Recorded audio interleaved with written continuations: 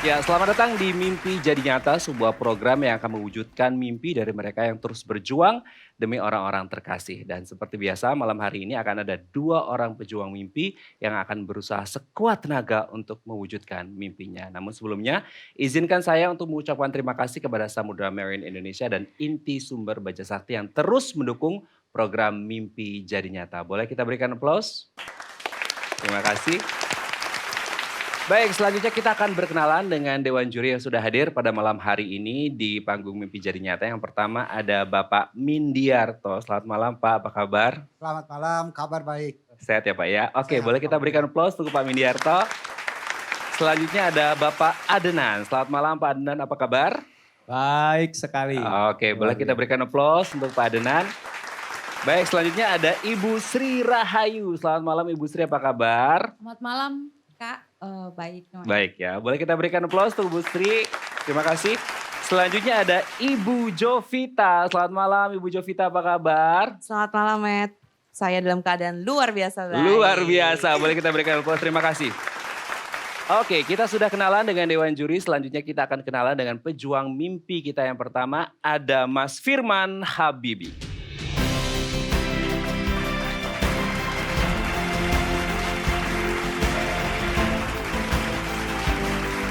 Mas Firman, selamat malam, apa kabar? Malam. Selamat datang di Sedang. Mimpi Jadi Nyata. Alhamdulillah. Oke, ini sebelum ngobrol, ini unik banget nih ya. Kayak di Mimpi Jadi Nyata itu jarang banget ada pejuang mimpi yang punya kostum khusus kayak gini nih. Ini unik banget. Kalau boleh tahu Mas Firman ini dari mana dan ini kostum apa gitu? Alhamdulillah kita dari masyarakat adat Kampung Kuta Oke, yang oke. ada di Kabupaten Ciamis. Oke, malam hari ini sudah hadir di Mimpi Jadi Nyata. Kalau boleh tahu nih ya, pemirsa mungkin ingin tahu juga, memangnya punya mimpi apa sih untuk masyarakat di sana atau apa nih? Untuk mimpi masyarakat di sana itu pingin punya laptop bersama jaringan internet. Sudah siap untuk mewujudkan mimpinya? Siap. Oke, silakan maju 2 langkah. Ya, silakan Fer. Selamat malam Mas Firman, selamat datang di panggung Mimpi Jadi Nyata. Mas, kalau boleh tahu ini kampung adat Kuta namanya ya. Seperti Siap. yang di Bali tulisannya ya, Iya, Kuta juga ya. Kuta. Cuman ini adanya di Ciamis. Ciamis. Jarak dari Jakarta, jarak tempuh atau kilometernya kurang lebih berapa jauh tuh Mas? Kalau kilometer sekitar 600 Pak. Kalau kita sampai studio sini itu kita perjalanan dari kampung adat itu karena tidak ada angkutan umum kita naik ojek. Itu ojek dari warga ke stasiun Banjar yang dekat, malah bukan ke Ciamis. Kalau ke Ciamis kejauhan. Oh, Ke stasiun Banjar itu 1 jam 30 menit. Oke. Nah, habis itu baru dari Banjar kita naik kereta ke sini. Naik ojeknya aja 1 jam 30 menit? Iya, lewatin Wah, hutan. Ada luar hutan jati, biasa. kita lewat hutan. Oke. Tuh. Dari stasiun Banjar ke Gambir sekitar 7 jam. Dari kita perjalanan jam 5 nyampe semalam jam 1-an di Gambir. Luar biasa, jadi cukup jauh perjalanan ya. Iya. Terima kasih sudah meluangkan waktu di kesempatan kali ini Mas Firman. Ini memang suku atau masyarakat di adat Kuta ini masih melestarikan sekali budaya dan juga leluhurnya. Boleh diceritakan kepada kami, pemirsa dan juri khususnya, seperti apa dalam kehidupan sehari-hari mereka? Siap. Selamat malam. Kampung Adat Kuta tempatnya di Desa Karangpaninggal, Kecamatan Tambak Sari. Itu berbatasan langsung dengan Jawa Tengah. Kita mungkin dibilang 3T ya, bukan 3T karena jalannya udah aspal sebagian, tapi oke. belum semua sebagian. Oke. Nah, di situ kita berpenduduk 109 kakak dengan jumlah jiwa 248. Tapi maaf, 20 kakak kita janda lansia.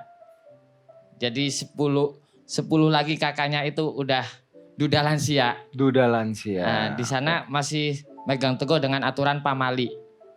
Nah, kita itu dengan area 185 hektar. Oke. Nah, sekarang kan ada hutan namanya hutan keramat atau hutan adat itu 31 hektar. Itu benar-benar utuh, Pak. Jadi di hutan itu ada larangan, banyak larangan. Ibaratnya kan sekarang lagi proklaim itu, ibaratnya untuk menjaga lingkungan. Betul. Kita mulai dari dulu udah jaga lingkungan. Oke. Karena hutan kita punya aturan untuk ranting pun tidak boleh diambil Oke. sama warga. Oke. Juga mau masuk ke hutan juga ada aturannya. Nggak boleh pakai sendal, nggak boleh pakai perhiasan. Nggak boleh pakai sendal, jadi pakai sepatu? Nggak boleh juga. Nggak boleh juga, jadi Harus lepas, nggak pakai alas kaki. oke. Juga nggak boleh pakai hitam-hitam. Nah, masuknya juga itu dibatasin. Cuma bisa hari Senin sama Jumat. Di situ. Unik sekali. Ini sudah berlangsung berapa lama Pak adat seperti ini? Udah turun-temurun Pak dari leluhur. Bapak sendiri atau Mas sendiri aslinya dari kampung adat Kuta atau? Nah, maaf saya bukan dari kampung adat Kuta. Tahun 2010 saya menikah. Kalau asli saya dari Malang, Jawa Timur. Oke. Tahun 2010 saya menikah dengan asli perempuan Kuta. Oke. Mungkin untuk mendapatkan gambaran biar juri dan juga pemirsa melihat seperti apa sih kampung adat Kuta yang ada di Ciamis ini. Mari kita sama-sama saksikan tayangan.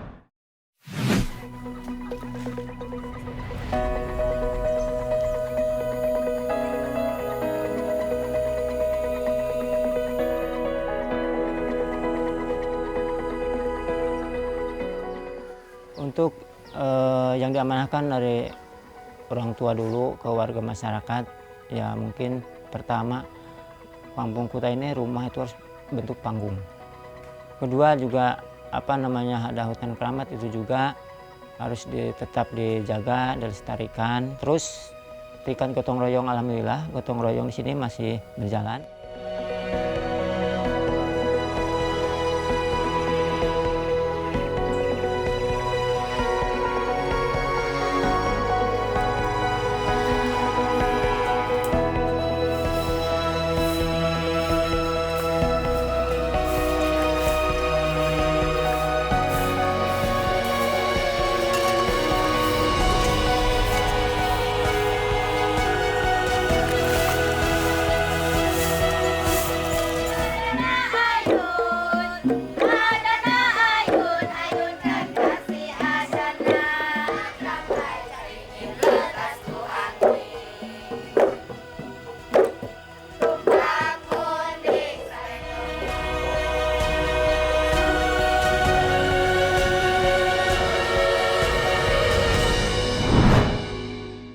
Luar biasa ya, di tengah maraknya dan di era digitalisasi seperti sekarang ini, ada masyarakat di kampung adat Kuta yang masih hidup, memelihara lingkungan bahkan tanpa harus dihimbau, sudah melakukannya beratus tahun bahkan beribu tahun. Jadi di sana ini kan, ini mimpinya untuk mendapatkan salah satunya koneksi internet. Tidak ada koneksi internet ya? Tidak ada. Nanti nggak khawatir tuh Mas, jika sudah ada koneksi internet malah justru tercemar dengan informasi-informasi dan lain sebagainya. Ya, maaf dengan tidak ada koneksi internet, kita makin susah ngakses program Pak. Iya. Kalau kita nggak punya internet, kita selamanya akan jadi objek. Iya. Bukan subjek lagi, bukan penentu.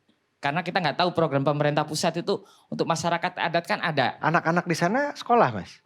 Sekolah rutin masih ada Pak, tapi kita juga karena jaraknya jauh, pernah saya tanya, itu pelajaran ini ingat, yang online tadi, lupa karena jaraknya terlalu jauh. Berapa jauh jarak ke Sekitar sekolah? 7 kilo untuk SMP. Sekali jalan? Sekali jalan, Jadi pulang pergi 14 kilo? 14 kilo. Luar Kalau biasa. SD 3 kilo, Kalau SD kalau 3 SMP kilo. 7 kilo. Oke. Masyarakat di sana mayoritas mata pencariannya apa Pak? Mata pencarian kita tani, tapi Tani. tanda hujan. Untuk tahun ini kita nggak tanam, hancur. Jadi Karena kalau kemarau nggak tanam panjang. begini bagaimana? Ya kita bikin event-event budaya. Oh. Jadi ibu-ibu jualan. Habis itu kita bikin acara budaya tadi kayak gitu. Jadi pengunjung dari luar datang. Apa yang diperbolehkan dan apa yang dilarang jika masuk ke kampung adat Kuta ini untuk masyarakat dari luar ya? Kalau untuk masyarakat dari luar itu untuk aturan yang paling susah itu untuk masuk hutan aja. Itu yang banyak larangan. Kalau untuk yang di luar hutan itu masih seperti biasa. Cuma harus ngikutin aturan adat yang berlaku. Umpamanya kebersihan juga sampah. Umpamanya ada kunjungan lebih dari 10 orang. Itu harus bawa tanaman. Harus nanam di sana. Jadi untuk penghijauan. Pernah ada masyarakat mancanegara yang datang? Alhamdulillah udah dari Filipina, California. Apa komentar mereka melihat ini? Dia Takjub mungkin ya? takjub dengan hutan kita yang kayunya ratusan tahun. Iya. Sama cara peliharanya seperti apa. Habis itu dia waktu masuk kan nggak boleh pakai sendal itu. Lah itu Iya. uniknya. Mas Firman ini kan seorang pendatang di kampung adat Kuta karena walaupun istri orang asli gitu ya. bagaimana tuh penyesuaian dirinya Mas? Tentunya pasti ada penyesuaian-penyesuaian dan bagaimana perubahan apa yang dirasakan saat menetap di kampung adat Kuta ini? Iya. Saya pertama datang COVID kedua itu juga nggak semudah yang saya bayangkan. Kampungnya kok seperti itu. Ya maaf, saya dari kota Malang, ibaratnya apapun kebutuhan ada. Di Ya. Jakarta juga serba ada, kita beruntung. Pertama saya datang itu emang pro kontra di sana Pak. Ya. Mungkin saya agak terlalu suka bertanya ke warga, apa sih kebutuhan warga, apa ini yang dibutuhkan. Nah dari situ ada pro kontra, wajar lah kalau pro kontra di situ. Jadi alhamdulillah waktu pertama kali saya menunjukkan kegiatan saya itu ada masjid yang udah berapa tahun mangkrak lah di sana. Baru coba saya minta izin, dibikinilah panitia pembangunan masjid itu. Nah alhamdulillah dalam 56 hari bisa kebangun masjid. Jadi walaupun membawa banyak perubahan, perlahan mereka menerima gitu ya Mas ya? Cuma tetap saya jaga kearifan lokalnya, yang dilarang sama adat kita Tetap jalanin. dijalankan. Oke. Jadi seperti itu. Jadi sebelum Mas Firman datang dan menetap di kampung adat Kuta ini, belum ada orang luar boleh masuk dong berarti? Boleh, cuma belum ada yang peduli sama Pak. Nah Masyarakatnya. bagaimana Mas akhirnya mempromosikan agar mereka menerima serta masyarakat luar ini peduli terhadap apa yang dilakukan turun-temurun oleh warga di kampung ini? Nah waktu itu juga saya edukasi Pak.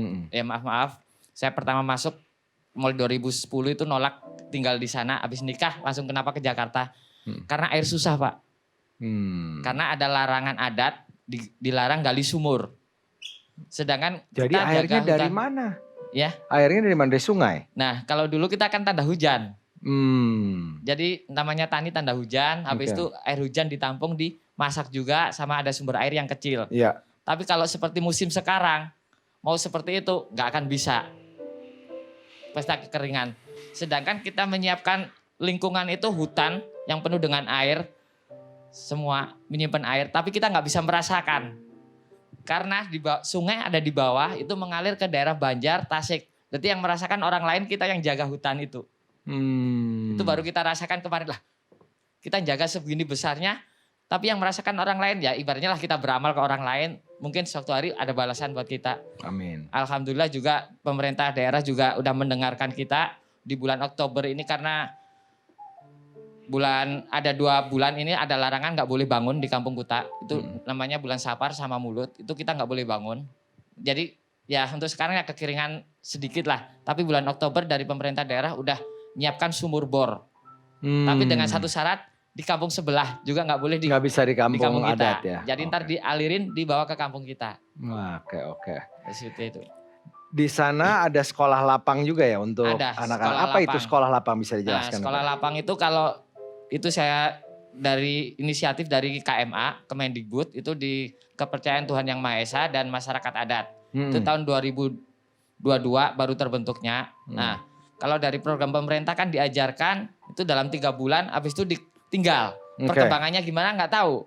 Nah, dari situlah ilmu yang kita dapat kita kembangkan lagi. Nah, kalau di adat Sunda Pak, orang itu kan karena cerita orang tua. Mungkin anak kecil ada yang nggak ngerti kalau nggak komunikasi sama orang tuanya apa dilarang. Akhirnya dengan adanya sekolah lapang ini, kita namanya objek pemajuan kebudayaan atau yang adat istiadat itu kita rangkum, dibukukan. Nah kita bukukan, kita pelajarkan ke anak-anak. Ya. Biar anak-anak ngerti apa sih pamali, apa aturan masuk ke hutan adat, seperti itu. Nah sekarang kita butuh kayak laptop sama jaringan kan untuk komunikasi sama, kalau terjadi kebakaran tahun lalu, file kita hilang semua. Karena kebakar. Tapi kalau dengan digital kan bisa ada namanya Google Drive, kesimpan bisa semua di-backup data-data. Sedangkan kita punya penghargaan itu mulai dari 2002 Pak. Kita juara Kalpataru kita dapat. Jadi penyelamat lingkungan hidup itu tahun 2002 dari Ibu Mega. 2013 kita juara Proklim. Ibaratnya yang menjaga lingkungan. 2018 kita dapat Wana Bakti, tetap di lingkungan semua. Jadi kita konsisten jaga lingkungan. Baik, jadi sekarang kita beri kesempatan kepada Dewan Juri untuk bertanya. Bapak Adenan, wah Bapak di sebelah sana, kami silakan Pak Adenan untuk bertanya. Terima kasih Mas Ferdi. Selamat malam Malam Mas Pak. Firman. Jadi saya lihat nih potensi dari desa yang Kuta Adat ini ya. Potensi alamnya juga luar biasa dan kearifan lokalnya juga luar biasa ya terjaga. Iya. Nah ini kan potensi wisatanya sangat besar nih Pak.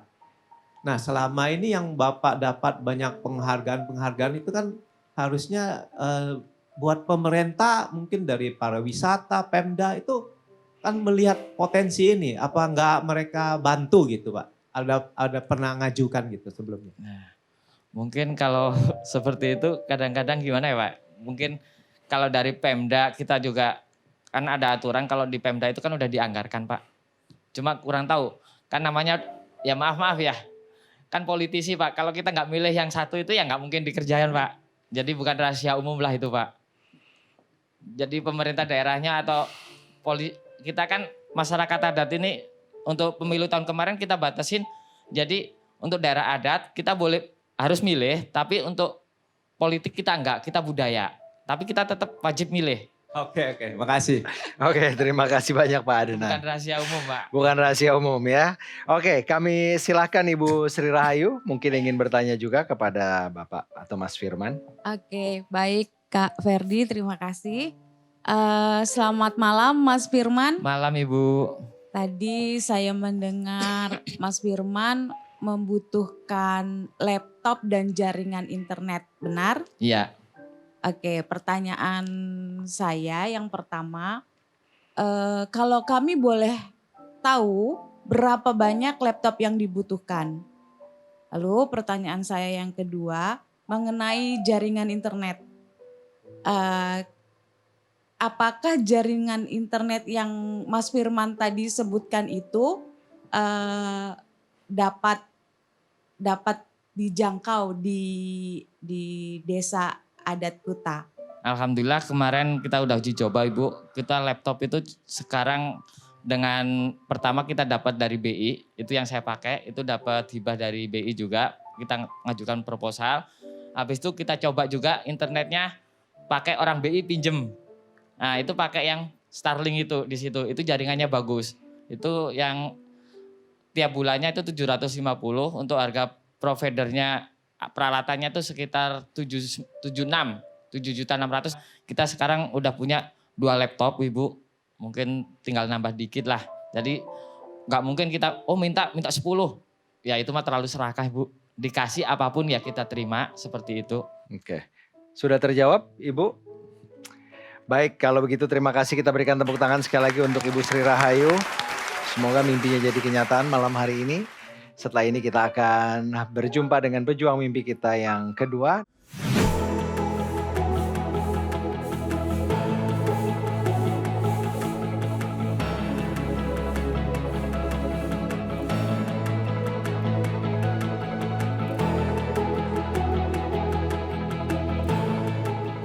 Kalau di KDM itu sebenarnya yang paling mengharukan adalah ketika melihat anak itu menemukan tujuan hidup kali ya.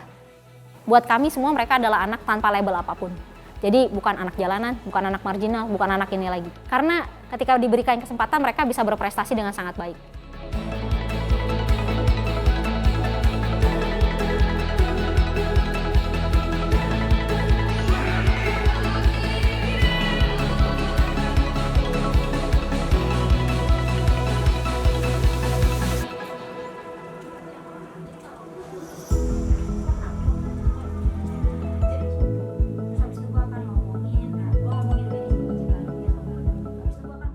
Kalau tantangan untuk anak-anak sebenarnya ya mungkin kita nggak bisa handle ke 70-70-nya ya. Minimal anak yang kita walikan dulu nih, kayak saya misalnya wali kelas merah ada 15 siswa-siswi ya. Jadi memang harus kita pakai pendekatan personal. Jadi masing-masing anak tuh harus kita kenali betul karakternya seperti apa dan kebutuhan akademiknya seperti apa gitu. Jadi kebutuhan mental dan intelektualitasnya kayak gimana. Kemudian setelah kita mengenal tuh ya kita bisa tahu gitu kira-kira dia harus di-treat seperti apa.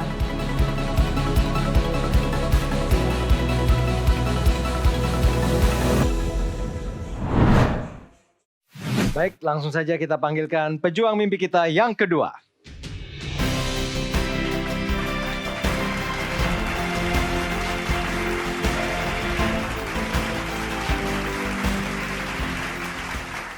Selamat malam Kak Gracia, apa kabar? Selamat malam, baik-baik saja saya hari ini. Baik-baik saja ya, sehat ya. Sehat. Nah, malam hari ini sudah di panggung mimpi jadi nyata, kira-kira Kak Grace mimpinya apa? Sebenarnya saya punya 2 mimpi. Oh, oke. Jadi mimpi untuk anak-anak murid saya adalah kami tuh pengen banget punya fasilitas multimedia di kelas. Karena memang kebutuhan belajarnya anak-anaknya itu sangat unik-unik. Lalu kalau untuk rekan-rekan guru, karena memang mereka yang ujung tombaknya, saya ingin banget supaya mereka bisa dapat akses untuk layanan kesehatan mental, Kak. Oh, untuk psikologisnya ya? Oke. Kalau boleh tahu kenapa? Ada apa? Karena memang pekerjaan yang dilakukan itu tidak mudah. Jadi memang perlu ruang-ruang untuk akhirnya melepaskan beban-beban yang karena kan memang anak-anak yang kami ajarkan punya latar belakang yang sangat beragam dan latar belakangnya yang mungkin tidak semenyenangkan anak-anak yang punya privilege kayak gitu ya. Jadi kadang-kadang ada hal-hal yang mungkin tidak bisa dibantu sama saya sebagai seorang program manager. Jadi memang bisa dibantu sama orang-orang yang lebih profesional. Oke, malam hari ini sudah siap untuk mewujudkan mimpinya? Siap. Oke, kalau sudah siap silahkan maju 2 langkah. Terima kasih. Ya, silakan Fer. Terima kasih banyak Matt, Kak Grace. Selamat malam, selamat datang di panggung Mimpi Jadi Nyata. Menarik sekali KDM.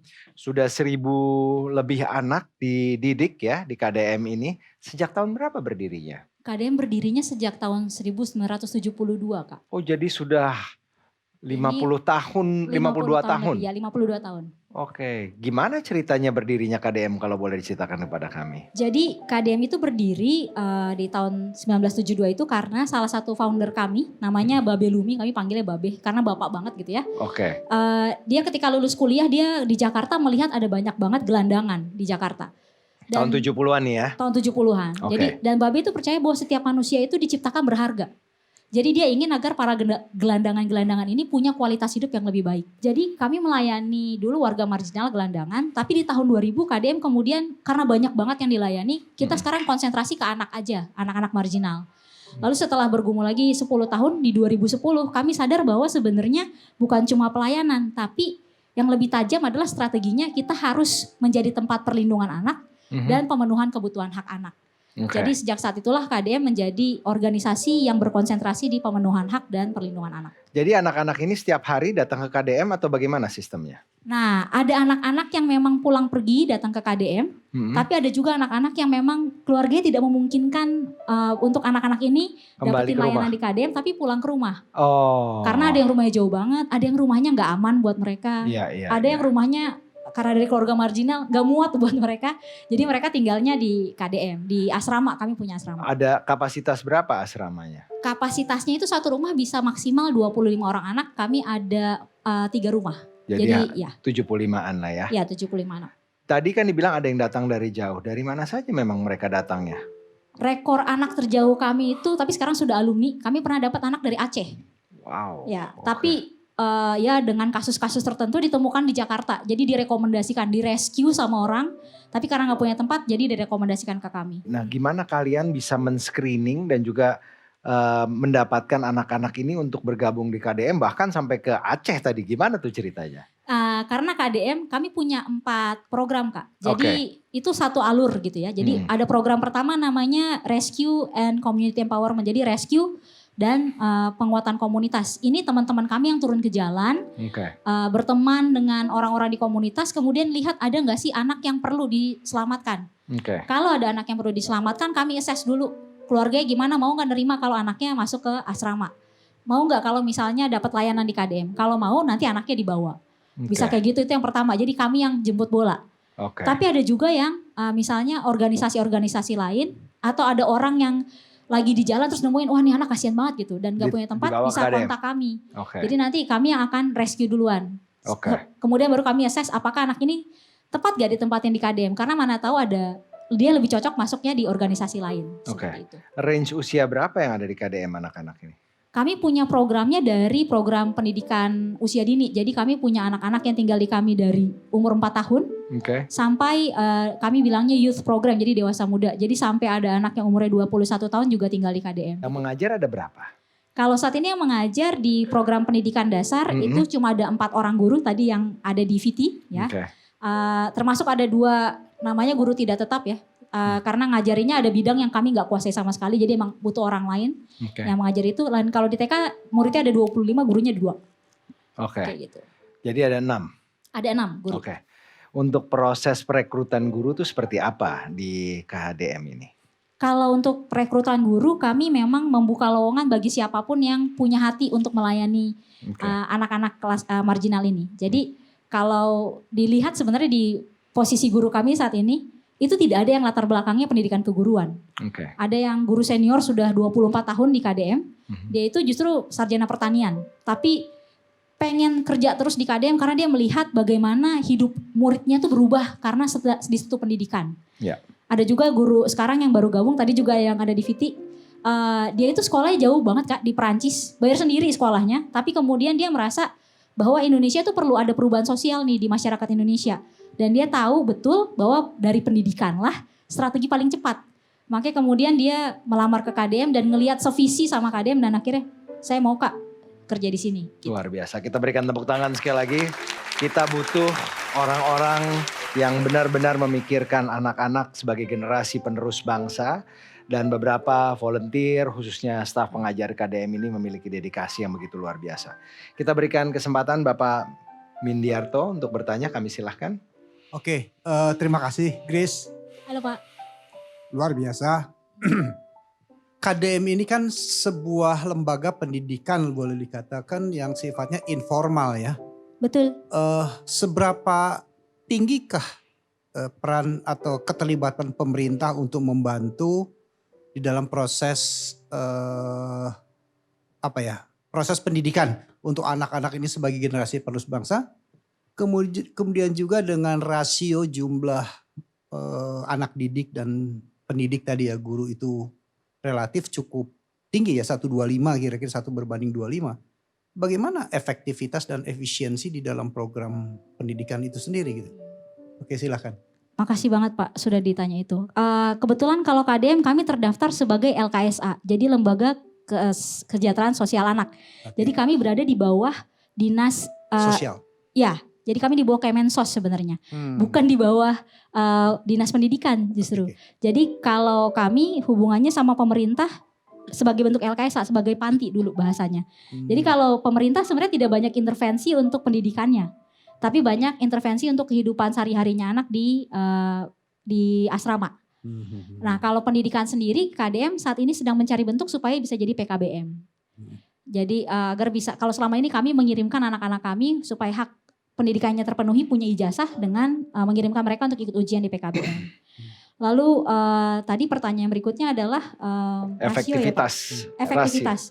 Nah untuk membuat strategi perbandingan guru dan murid ya, sejak tahun 2020 kami memindahkan pusat pembelajaran kami ke siswa. Jadi sebelum Indonesia punya Merdeka Belajar, kami udah Merdeka Belajar duluan.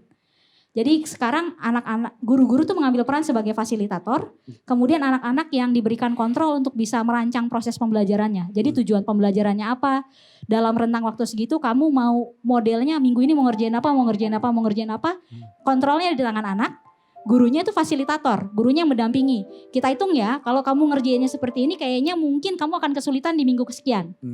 Jadi gurunya yang harus fleksibel sekali mencari bentuk karena setiap anak nanti bahasnya beda-beda. Ngelukisnya beda-beda. Ngambil proyeknya berbeda-beda. Tapi dengan melakukan seperti itu kami merasa bahwa anak-anak tuh justru jadi lebih mandiri dan jadi punya skill belajar. Karena itu memang yang jadi tujuan kami. Bukan pengetahuannya tapi skillnya. Kamu tahu bagaimana cara belajar dengan baik. Itu sih Pak. Oke, luar biasa. Terima kasih. Ada mungkin momen yang tidak pernah bisa dilupakan dan membekas sekali di hati Mbak Grace. Apa itu? Ada banyak banget, tapi salah satu yang menurut saya jadi support saya yang paling kuat, dan biasanya kalau guru-guru lagi galau, ini yang akan selalu saya bagikan ke mereka adalah ketika ada satu anak yang dulu waktu masuk itu ya ampun itu bikin stres gitu ya. Jadi semua orang nggak tahu lagi nih anak ini mau diapain. Kita udah kesel banget sama anak ini, semua satu sekolah tuh musuhin dia kayaknya. Tapi untuk menyampaikan sama anak ini bahwa kami semua tuh sayang sama kamu dan mau kamu baik-baik saja. Memang karena dia latar belakang susah banget. Dapat kekerasan dari orang tua. dijual sama keluarganya, di Jakarta dapat kekerasan lagi. Kemudian jadi akhirnya dia tidak percaya sama siapapun gitu. Tapi ketika dia sadar bahwa Usia ternyata berapa itu anak? dia waktu dibuang sama keluarganya kayaknya umur 12 atau 13 tahun. Laki-laki, perempuan? Laki-laki. Oke. Dan ketika ya dia berproses lah ya 3 tahun gitu ya, sampai semua staf itu berusaha menunjukkan bahwa kami care sekali sama kamu, kami sayang sama kamu, kami ingin kami tahu kamu punya potensi yang besar dan kamu bisa mandiri dan akan berhasil di masa depan gitu ya. Kemudian ada satu titik balik di mana anak itu sadar bahwa semua orang tuh sebenarnya care sama saya dan hidupnya berubah. Ketika hidupnya berubah dia punya tujuan hidup. Ketika punya tujuan hidup, anak ini tidak ada yang bisa stop dia kayak kereta cepat. Saya harus belajar ini. Dia rajin baca sendiri, dia menentukan saya habis ini stepnya apa. Jadi bukan ditanyain, kok kamu gak masuk kelas? Justru dia bilang, kalau saya sudah lulus Kak, saya boleh gak jadi relawan pengajar? Karena saya ingin jadi marketer suatu hari nanti. Saya perlu latihan saya perlu meningkatkan kemampuan komunikasi saya. Boleh gak kalau saya ngajar kelas yang lebih kecil? Karena saya pengen belajar ngomong. Usia berapa dia sekarang? Dia waktu itu usia 16. Okay. Jadi di usia 16 dia bisa menentukan sendiri saya stepnya mau apa. Sekarang anaknya sudah di Yogyakarta, lagi ngambil sekolah lagi, dia sendiri yang pilih sekolahnya, dia yang sampein proposalnya boleh nggak kalau saya sekolah di sini, sekolahnya 2 tahun kayak gitu ya. Dan salah satu yang berkali-kali dia mention kalau dia balik adalah Kak Grace, KDM itu rumah saya. Kalau nanti saya sukses dan saya pasti akan sukses, saya mau bangun. Karena dia dulu ngerasa rumah saya tuh kayak kurang nyaman kalau di asrama. Saya mau bangun asrama supaya anak-anak tuh tidurnya lebih nyaman bla bla bla. Saya mau perbaiki lapangan bola karena dulu salah satu cita-citanya dia waktu kecil adalah dia pengen jadi pemain bola. Kayak gitu. Terus saya mau benerin lapangan bola supaya anak-anak bisa main futsal dengan bagus. Kayak gitu. Jadi ketika ada seorang anak yang balik gitu ya, berbalik dari dia yang tadinya hidupnya berantakan kemudian jadi punya tujuan hidup. Disitulah saya merasa bahwa ini prestasi terbesar nih sebagai seorang guru. Dan rasa itu pasti tidak bisa dinilai dengan apapun ya. Ya. Value yang luar biasa. Semoga Kak Grace terus bisa membina anak-anak ini bersama dengan para relawan lainnya. Boleh kita berikan tepuk tangan sekali untuk Kak Grace. Kita beri kesempatan Bu Jovita mungkin mau bertanya, silahkan. Terima kasih Kak Ferdi. Saya mau nanya, tantangan apa yang biasanya kalian hadapi atau kesulitan-kesulitan apa yang kalian hadapi dalam mendidik dan kemudian menjadi pendamping bagi anak-anak ini? Karena tadi juga sempat saya lihat di tayangan bahwa tampak Grace menenangkan salah satu anak seperti itu ya. Boleh dijawab tantangannya apa nih? Ya, terima kasih loh Bu pertanyaannya karena ini yang kami alami sehari-hari. Tantangan terbesarnya adalah ketika kami berada di KDM adalah untuk pertama tahu betul anak ini butuhnya apa. Karena memang kan kalau anak yang punya support yang baik, PR tugas perkembangan itu sudah dipenuhi sama orang tuanya, orang-orang yang ada di sekitar mereka. Tapi yang kami terima tidak semuanya anak tuh punya yang seperti itu. Ya. Jadi ada hutang-hutang yang belum terbayar dan kemudian kami harus ngerti hutang apa yang belum terbayar dan bagaimana cara membayarnya. Itu yang jadi paling susah kadang-kadang. Belum lagi dengan misalnya kemampuan akademik yang berbeda-beda di setiap kelas. Jadi ada yang umur 14 tahun sama sekali belum pernah sekolah, jadi nggak kenal huruf. Tapi ada yang karena kecilnya dari TK-nya di KDM, ini dan dia cerdas sekali sebenarnya. Tapi memang karena nggak punya identitas, orang tuanya nggak bisa sekolahin dia di sekolah formal, dia harus duduk di situ. Jadi gurunya tuh harus menjembatani kebutuhan anak yang belajar cepat sekali sama anak yang belajar lambat sekali. Jadi kadang-kadang memanage pengetahuan, skillnya, tahu anaknya. Belum lagi kalau anaknya lagi tantrum gitu ya. Berantem apa sedikit sama temannya terus yang kayak saya harus tenangin anak ini tapi murid yang lain juga perlu saya. Jadi itu yang paling besar bagaimana guru bisa meregulasi stresor yang mereka hadapi sehari-hari sebenarnya di dalam kelas. Dan juga bisa paham bagaimana turbulensi emosi juga yang dihadapi sama murid-muridnya. Kalau saya rasa sih itu sih yang paling menjadi tantangan kami sehari-hari. Iya, baik. Jadi kalau dilihat memang dengan kondisi yang sebetulnya cukup stres juga ya yang dialami para guru-guru ini kesehariannya. Makanya tadi di awal Grace mengatakan bahwa butuh nih pendampingan kesehatan mental untuk guru-guru ini. Gitu ya. Nah kira-kira apa sih yang dibutuhkan dalam hal kesehatan mental ini untuk Grace dan juga teman-teman pengajar di sana? Ya, sebenarnya selain akses untuk bisa mendapatkan layanan kesehatan mental seperti konseling atau ketemu sama psikolog teman curhat gitu ya. Yang paling penting menurut kami, bukan yang paling penting, salah satu yang penting adalah sebenarnya memperlengkapi kami guru-guru itu dengan pengetahuan dan skill untuk bisa identifikasi, untuk bisa manajemen, dan untuk kasih pertolongan pertama kalau kami sendiri sebagai guru atau kalau murid kami kesehatan mentalnya sedang tidak baik-baik saja. Karena kadang-kadang kita nggak bisa langsung akses konselor atau psikolog. Tapi yang bisa kami lakukan adalah pertama nolong diri kami sendiri, nolong teman sendiri, dan kemudian nolong murid. Jadi sebenarnya skill itu yang diperluin sih. Oke, luar biasa. Terima kasih Grace dan terima kasih juga Kak Ferdi. Terima kasih banyak Ibu Jovita, kita berikan tepuk tangan. Grace, semoga mimpinya malam hari ini menjadi kenyataan, sungguh luar biasa.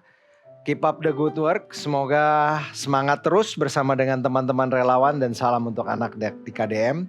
Setelah ini kita kembali dengan pejuang mimpi berikutnya untuk menentukan siapakah di antara kedua pejuang mimpi kita ini yang mimpinya akan jadi kenyataan.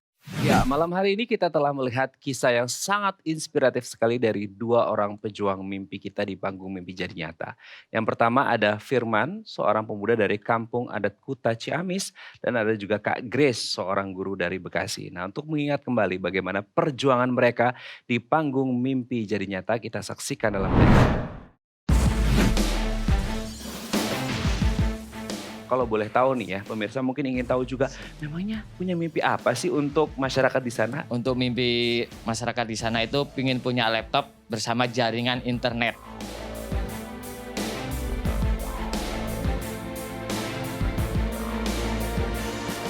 Dengan tidak ada koneksi internet, kita makin susah akses program, Pak. Kalau kita nggak punya internet, kita selamanya akan jadi objek. Bukan subjek lagi, bukan penentu. Karena kita nggak tahu program pemerintah pusat itu untuk masyarakat adat kan ada.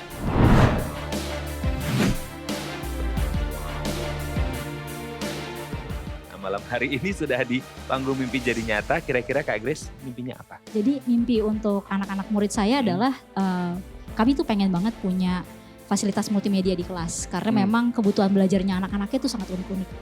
Lalu kalau untuk rekan-rekan guru, karena memang mereka yang ujung tombaknya, saya ingin banget supaya mereka bisa dapat akses untuk layanan kesehatan mental, Kak.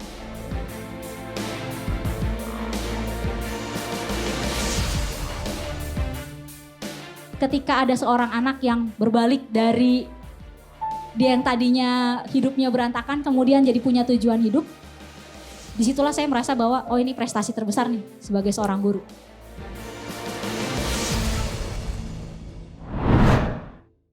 Baik, selanjutnya saya akan kembali mengundang ke atas panggung Mimpi Jadi Nyata. Ini dia Mas Firman dan Kak Grace.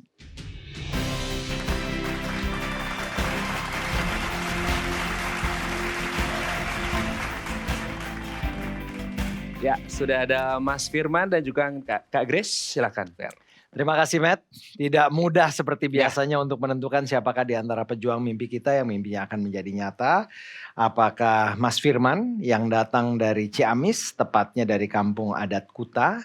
Dan juga ada Kak Grace dari KDM di Bekasi yang di sana sehari-harinya tentunya membina anak-anak agar potensinya bisa berkembang dan bisa mendapatkan kesempatan lebih baik. Malam hari ini seperti biasa kita saat lagi akan menentukan siapakah di antara kedua pejuang mimpi kita ini yang mimpi akan jadi kenyataan. Jika angka berhenti di angka 1 atau grafik bergerak menuju ke angka 1, maka perwujudan mimpi akan direalisasikan oleh tim Mimpi Jadi Nyata. Tapi jika grafik berhenti di angka 2, artinya proses perwujudan mimpi yang akan direalisasikan oleh tim Mimpi Jadi Nyata. Namun jika grafik berhenti di angka 3, maka sayang sekali mimpi pejuang mimpi kita tidak dapat terwujud. Kak Grace, Mas Firman siap? Apapun hasilnya, mudah-mudahan ini yang terbaik untuk keduanya. Kita akan langsung menuju ke grafik berikut ini.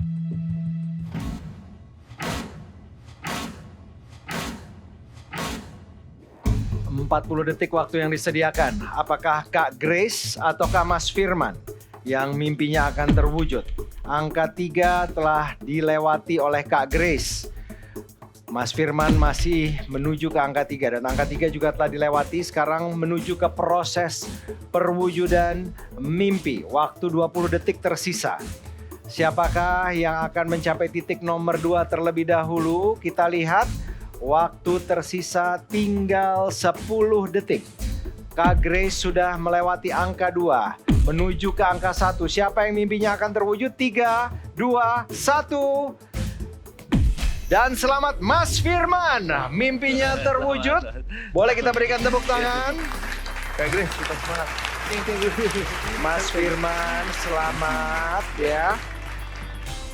3 buah laptop dan juga jaringan internet diwujudkan. Laptop ini diberikan oleh Ibu Yuliana dan internet akan diberikan oleh Dai TV.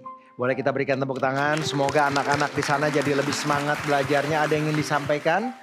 Terima kasih kepada Dai TV. Selamat ulang tahun ke-17. Semakin jaya Dai TV, semakin terkasih.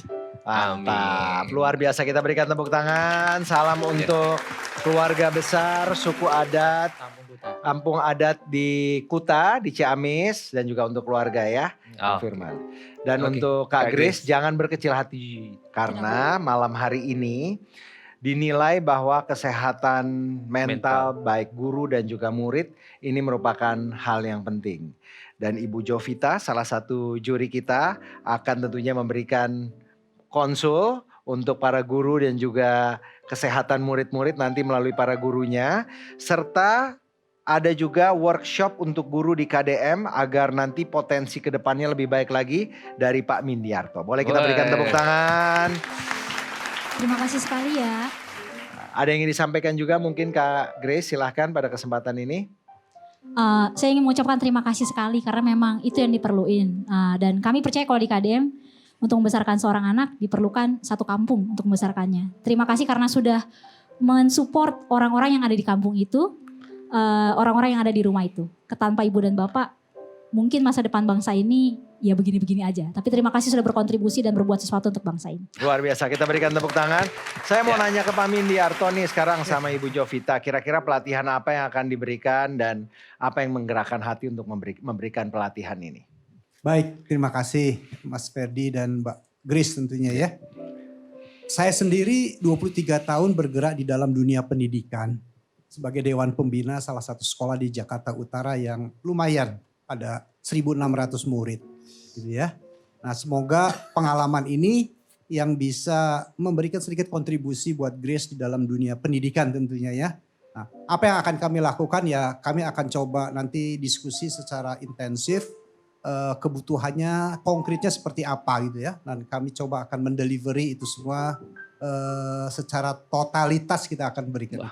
Luar biasa, kita berikan tepuk tangan ya. Jadi yang diberikan adalah custom sesuai dengan apa yang dibutuhkan. Mudah-mudahan bisa lancar dan kedepannya potensinya akan lebih baik lagi dan terus berkesinambungan Pak Mindiarto ya. Siap. Amin. Kita berikan tepuk tangan untuk Pak Mindiarto. Bu Jovita silakan. Boleh tambahkan sedikit? Termasuk juga mungkin murid-muridnya kalau dibutuhkan sebuah skill-skill khusus. Nah, saya siap membantu dari segi entrepreneurship ataupun dari skill-skill yang berkaitan dengan kebutuhan mereka. Keren. Oke, terima kasih Pak. Ibu Jovita silahkan.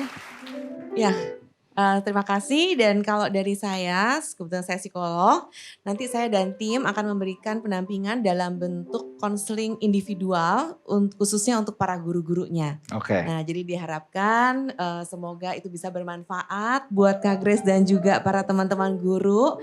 Dan ini karena satu paket ya, jadi ada pelatihan, ada juga mentoring, ada konseling. Jadi diharapkan nanti ke depannya bisa semakin maksimal tuh. Amin. Terima kasih banyak Ibu Jovita. Jadi sebenarnya full package ini yang ditawarkan. Jadi mudah-mudahan berkesinambungan dan bisa terus terjalin dan semuanya akan mendapatkan manfaat yang baik ke depannya. Betul sekali ya. Nah malam hari ini kita sudah menyaksikan kisah yang sangat luar biasa Fer dari para pejuang mimpi kita. Semoga ini terus menginspirasi kita untuk terus berbuat baik kepada sesama. Dan kami juga mengundang kepada perusahaan di luar sana yang juga ingin membantu mewujudkan mimpi para pejuang mimpi kita. Dan Anda juga bisa menyaksikan ulang kembali tayangan Mimpi Jadi Nyata di kanal YouTube Mimpi Jadi Nyata Dai TV atau Anda bisa mendownload aplikasi Dai Plus. Teruslah bermimpi karena sesungguhnya semua realita itu berawal dari mimpi. Baik, saya Ferdi Hasan dan Raden Madlias pamit mundur. Terima kasih untuk kebersamaannya. Kita akan berjumpa di Mimpi Jadi Nyata episode berikutnya dan sampai jumpa.